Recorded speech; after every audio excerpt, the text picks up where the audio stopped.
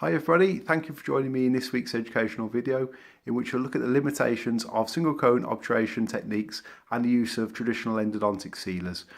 So we're going to show you a case of a retreatment of an upper molar tooth that I undertook this week and show you how the use of this method of obturation may have led to the failure of the treatment in this case and led to disease that continued. So I'm going to, at the end of this, then just look at more modern methods of obturation and more modern obturation materials that we can use in order to overcome these limitations. Thanks again for watching. This patient was referred for retreatment of the upper left 6.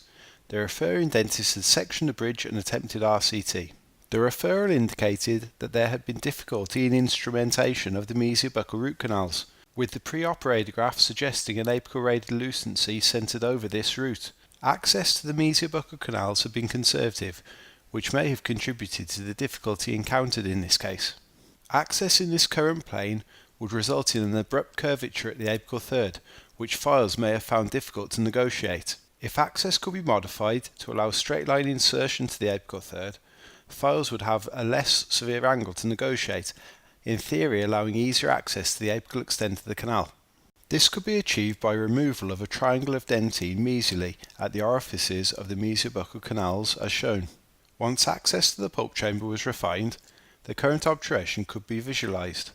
Single cone obturation with traditional sealer was identified. This video allows critique of this method of obturation. Traditional sealers do not bond to dentine or GP, and thus a good seal for obturation cannot be achieved. Zinc oxide based sealer is soluble, and it can be seen how GP can be mobilized and removed from canals in such situations. Such incomplete obturation can provide a pathway for the ingress of bacteria or bacterial nutrients leading to treatment failure. CBCT images demonstrate root canals are rarely cylindrical and do not readily match the shape of our root canal preparation. Therefore, we rely on endodontic sealer to fill voids around GP regardless of which obturation technique we use.